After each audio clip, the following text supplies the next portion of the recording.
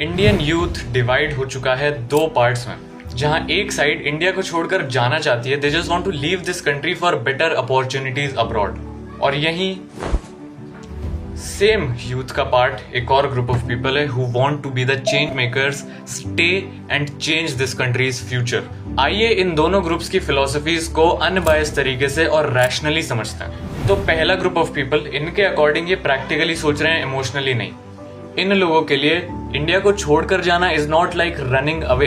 ये बस किसी ऐसी जगह सेटल होना चाहते हैं जहां पर इनके टैलेंट को वैल्यू करा जाए एटलीस्ट। इन लोगों के लिए ये अपनी कंट्री के लिए बिट्रेयल नहीं है। यहाँ के बेकार सिस्टम्स, बेकार हवा, बेकार पानी, टीयर 2 टीयर 3 सिटीज में बेकार पब्लिक फैसिलिटीज, इन सब से तंग आकर ये इंडिया को छोड़ना चाहते हैं, for which they are totally free. They have a freedom of choice. उनको पीस चाहिए, स्टेबिलिटी चाहिए, जो कि इंडिया में उन लोगों को नहीं मिल पा रही है।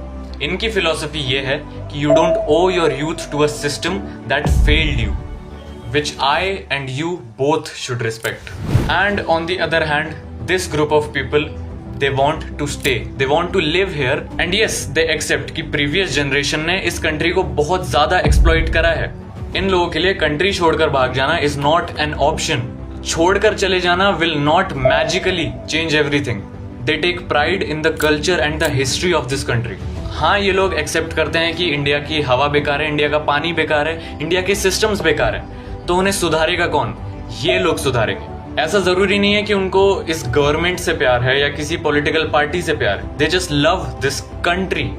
They want to be the part of a generation who will sacrifice their own youth for the betterment of the next thousands.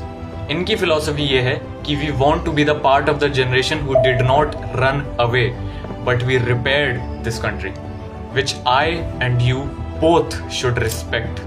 So now it's your turn to decide and tell me in the comments which side are you on, whether you want to leave or you want to stay and fix. Jai Hind, Jai Bharat.